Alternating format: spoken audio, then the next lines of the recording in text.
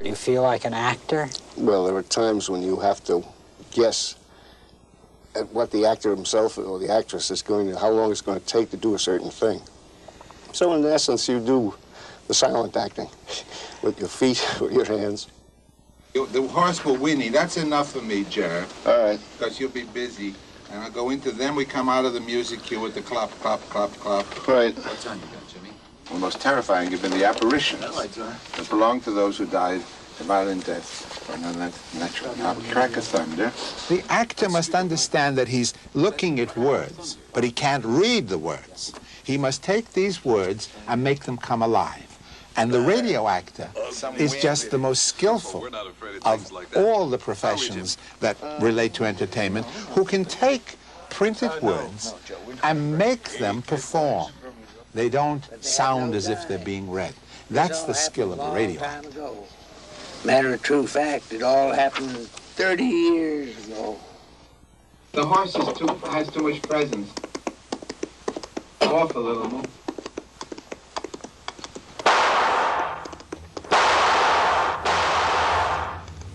Okay, stand by. We'll do this all over again.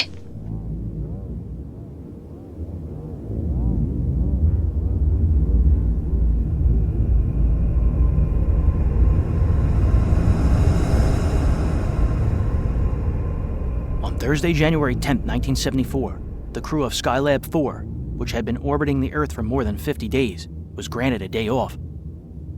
The week prior, during a televised news conference, Mission Commander Gerald Carr said he missed cold beer and football. That same day, the U.S. carried out 3 simultaneous nuclear explosions as part of Operation Arbor in Nevada. January 13th was Super Bowl VIII Sunday. The defending champion Miami Dolphins faced off against the Minnesota Vikings at Rice Stadium in Houston. More than 70,000 were in attendance. That evening, Floyd Kalber signed on for NBC News with coverage of potential peace between Egypt and Israel, brokered by Secretary of State Henry Kissinger. This is the NBC Sunday Night News, brought to you by Exxon. Tonight, January 13th, reported by Floyd Kalber. Good evening. It now seems that Secretary of State Henry Kissinger has arranged a major breakthrough toward peace in the Middle East. Kissinger met first today for about 10 hours with the Israeli leaders, getting their agreement to a plan for military disengagement. He is now in Egypt to present this plan to Egyptian leaders. A full report on all this now from NBC News correspondent Richard Valeriani.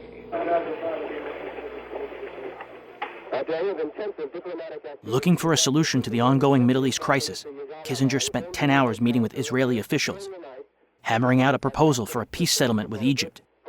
He next flew to Cairo to present the document to Anwar Sadat. After meeting with Sadat, the plan was to return to Tel Aviv with Sadat's version of the proposal for Israel's acceptance or rejection. This was good for President Nixon, who, despite an 18-day birthday vacation in California and an insistence that he would leave the past behind him and focus on 1974, couldn't seem to shake Watergate, the energy crisis, and continued high inflation. Afterward, Foreign Minister Abba Eban talked about the results of the meeting. Having heard and taken into account the reports that we heard from the Secretary of his conversations in Egypt, we decided to authorize him to present to the Egyptian government an Israeli plan for the disengagement and separation of forces on the Egyptian front. At a working luncheon at Eban's home, discussions continued on the disengagement proposal, which calls for Israeli forces to withdraw to strategic passes in the Sinai about 20 miles east of the canal, while the Egyptian force on the east bank is substantially reduced. The plan also envisions prompt action toward reopening the canal, which has been closed since the 1967 war. Tonight, a reception was arranged at Dayan's home in Tel Aviv so the talks could continue.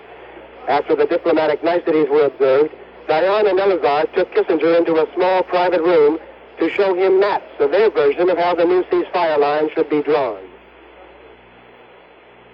Kissinger then flew back to Egypt to present the Israeli proposal to President Sadat. Sadat is certain to suggest changes, so Kissinger will certainly be back in Israel tomorrow night or Tuesday.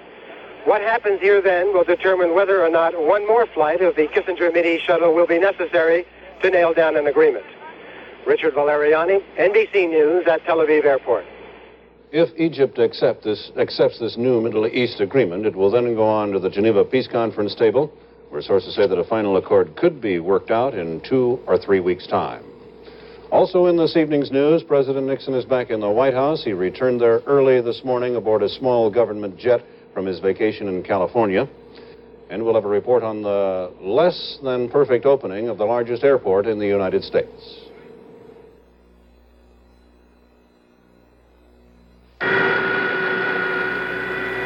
We're 300 feet below the Illinois countryside in a mine run by a subsidiary of Exxon. All around us is America's most abundant fossil fuel, coal, plain old coal. America has about 1/3 the entire world's supply. In terms of the energy it contains, our coal outweighs our oil and gas put together. And at a time when our country is concerned about its energy, that's a good thing to know. Well, there's a hitch. A lot of our nation's coal isn't being used. One reason is sulfur. Coal from most of the mines in our Appalachian and Midwestern states contains too much sulfur, and sulfur pollutes our air. Exxon and others are working on several processes to remove the sulfur. Once perfected, plants and factories will be able to burn more of the high sulfur coal that America has in abundance. That'll be good for our country, good for our air. Exxon, we'd like you to know. President Nixon ended an 18-day stay in California. He flew back to Washington, landing at Andrews Air Force Base at 3 this morning. The president traveled in a Jetstar, a twin-engine plane like those used by corporation executives. With him were Mrs. Nixon, daughter Tricia, Bibi Rebozo, a doctor, an aide, 2 Secret Servicemen, and the president's pet dog. No helicopters. They used cars to get to the White House. Tom Brokaw reports on what the president faces next. On his birthday in California last week, President Nixon told his daughter Julie that this will be a good year, a better year. But President Nixon returns to Washington facing some monumental problems.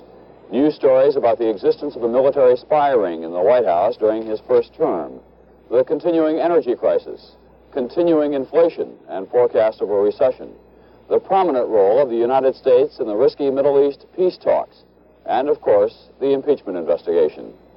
There are signs from the White House that President Nixon plans to deal with one group of problems by offsetting them against the other.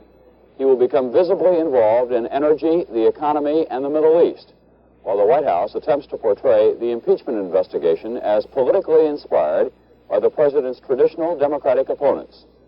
White House officials know that this will be a rough year for President Nixon, but they believe that he can survive. Tom Brokaw, NBC News at the White House. Senator Barry Goldwater, who 2 months ago said President Nixon's prestige was at an all-time low, said today that the president's ability to lead has improved. On the NBC News program Meet the Press, Goldwater said that he would not suggest the president resign and allow Vice President Ford to become president. Sometimes we get so engrossed in domestic matters in this country, we forget that the biggest job of the president is foreign policy. And in my travels in other parts of the world very recently, I find the world to have a very high opinion of President Nixon and Mr. Kissinger. I think they sense in the United States the ability now, something we haven't shown, at least during my experience, an ability to get peace in the Middle East, to begin to get the superpowers together. Now, if the president were to resign at this particular moment, I think it would cause an unusual upheaval in American politics. I can't believe, for example, that the Democratic Party would sit idly by and allow Vice President Ford to become president. I think they might start an effort for a constitutional amendment whereby they'd call for a special election. And if anything like this came about, where we didn't have an orderly transition at this time in the world's history, I think it could raise havoc with the whole world. One line of speculation around Washington is that if the Republicans were to ask President Nixon to resign, it would be men such as Goldwater who would have to do the asking. His statement today that he would refuse to do that is considered to have strengthened the president's position.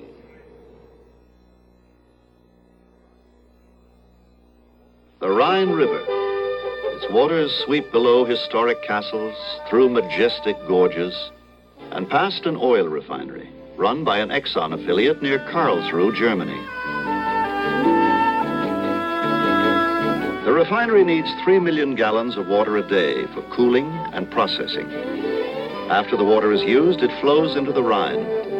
But before we let it out, it goes through 3 separate cleaning treatments. During the final treatment, special microorganisms attack the remaining pollutants. And only when we're satisfied with the cleanliness of the refinery water do we release it into the Rhine. Around the world, from Singapore to San Francisco, Exxon's refineries face different water treatment problems and different community environmental needs. Wherever the refinery, whatever the needs, Exxon is working to find solutions. Exxon, we'd like you to know. In Cambodia, there was heavy fighting today on the northern edge of Phnom Penh. Government troops are trying to stop a communist force that threatens that capital city. The battle is in the marshland along the Tonle Sap River. Phil Brady has a report. Every day now, more and more troops are boarding naval landing craft on the edge of the Tonle Sap River here in the heart of Phnom Penh. These men came from the best government outfits, the Marines, the Airborne, and the Special Forces. They're tough, and they're cocky, too. They know they're only committed when the situation is bad. And on the far side of this river, only 5 miles north of Phnom Penh, the situation is just that.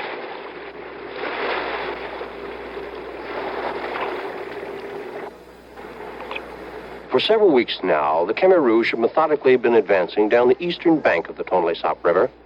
They've ground up every government unit that's tried to stop them.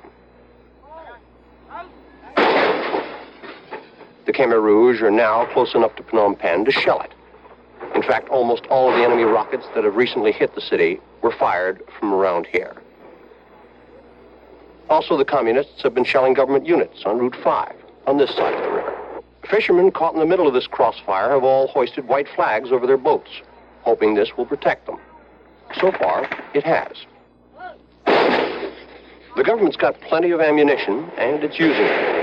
For days, this naval gunboat's been firing 105mm shells point blank into enemy positions on the eastern bank.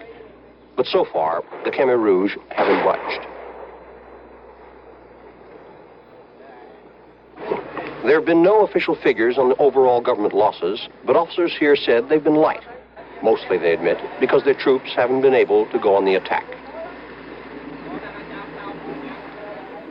Cambodian officers here say that the Khmer Rouge drive down the east bank of the Tonle Sap River is part of their overall strategy of closing in on Phnom Penh from several different directions, then laying siege to it, and then trying to take the capital itself. Phil Brady, NBC News, 5 miles north of Phnom Penh on the Tonle Sap River. Surgeons operated today on Bing Crosby. They took away a part of his left lung, including an abscess the size of a small orange. They said that it was a fungus infection and not cancer. The Miami Dolphins won the Super Bowl in decisive fashion today, defeating the Minnesota Vikings 24-7. The Dolphins were led by fullback Larry Zonka, quarterback Bob Greasy, and a defense that thoroughly contained Minnesota quarterback Fran Tarkenton. Here is a report. The Dolphins started a drive right after the opening kickoff. Larry Zonka found a big hole and went 17 yards. A few plays later, Zonka carried over from the 5 to give the Dolphins their start toward a repeat title. The drive covered 62 yards in 10 plays. After the Vikings couldn't move the ball, Miami did. This time, Bob Greasy passed from the 15 to Marlon Briscoe on the 1. 2 plays later, Jim Cook took it over from the 1. The point was good, and it gave Miami a 14-0 first quarter lead. After a Dolphins field goal, the Vikings started their first move. Fran Tarkenton hit John Gilliam, who found an opening in the otherwise tough Miami defense. He was pulled down on the 15, the Vikings' longest gain of the day. But the Dolphins tightened. Oscar Reed's desperation try for a needed first down was stopped. Taking a 17-0 lead into the second half, the Dolphins added some more. Greasy hit Paul Warfield, who was a doubtful participant, but who made a diving catch on the 10. A few plays later, it was Zonka again, this time from the 2. Zonka carried in, and he got a total of 145 yards for a Super Bowl record.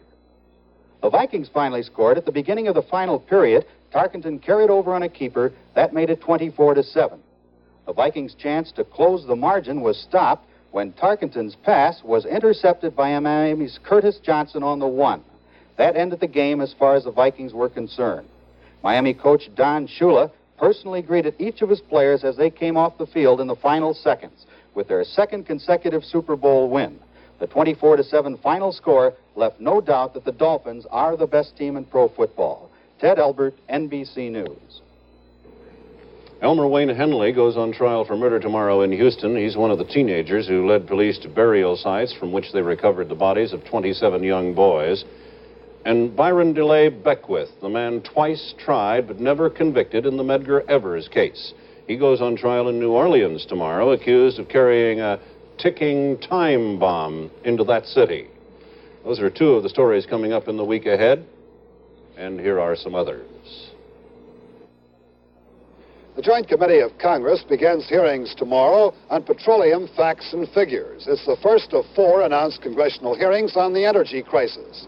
Many congressmen return to Washington after the holiday recess with the views of their constituents still ringing in their ears.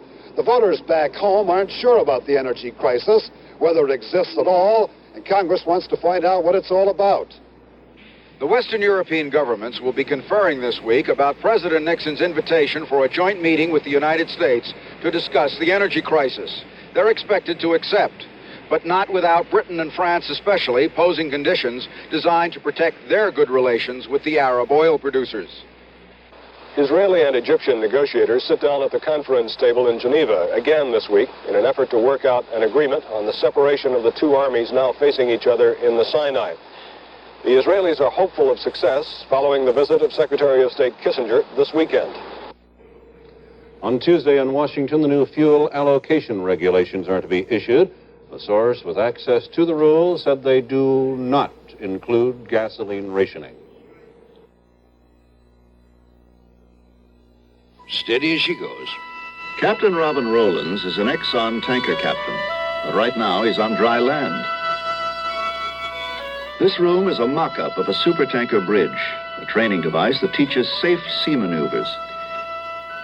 You see, before many of our veteran captains move up to supertankers, we send them to schools like this one in Delft, Holland, and like this one in Grenoble, France. Here, miniature supertankers give our captains experience in dockings and moorings. Most captains are surprised. When they go into the boat, it doesn't handle like a little boat. It handles like a big ship. You do say 5 dockings a day. Now that's equal to 3 trips to the Persian Gulf and back. If I had my way, every captain in the bloody world should go through it.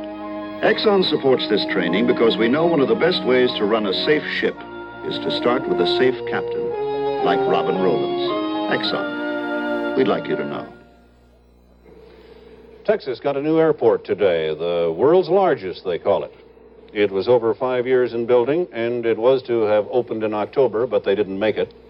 They weren't quite ready today either, but they opened anyway, and George Lewis was there.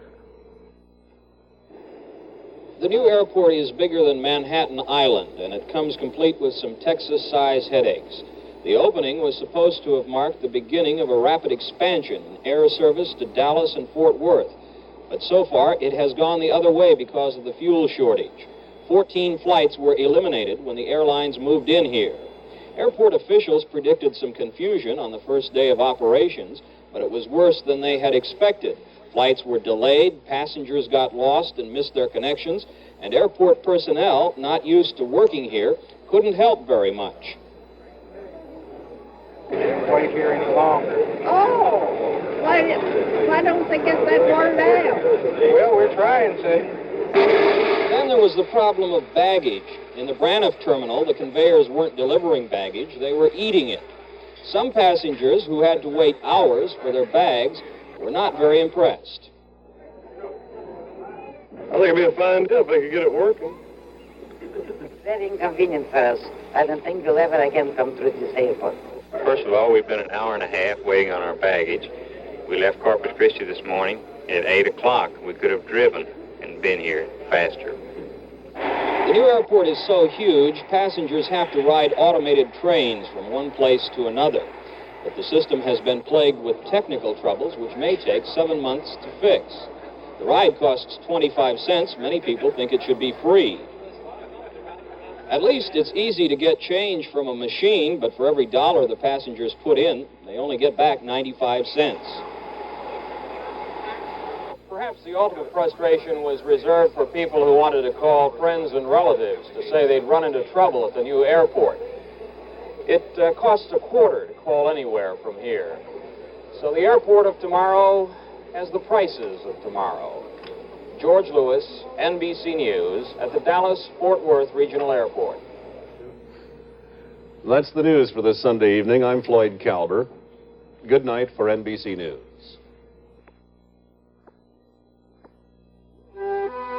Few Americans have ever seen a really big oil tanker called a supertanker. They are the most economical way to move oil across water. Many industrial countries are taking advantage of supertankers, but not the United States. America does not have a single oil terminal in a port where the water is deep enough to handle a supertanker. But here's a solution to the problem. That buoy is a deep water berth, 2 miles from shore. It's a special kind developed by Exxon. A tanker ties up to it, pumps its cargo to a pipeline buried in the seafloor, and the line takes the oil to storage tanks, which may be miles inland. This deep water berth is located off the coast of Okinawa. There are 100 others similar to it used by oil companies around the world. And they make a lot of sense, because when you can't take the tanker to the port, they let you take the port to the tanker. Exxon, we'd like you to know. This has been the NBC Sunday Night News, brought to you by Exxon.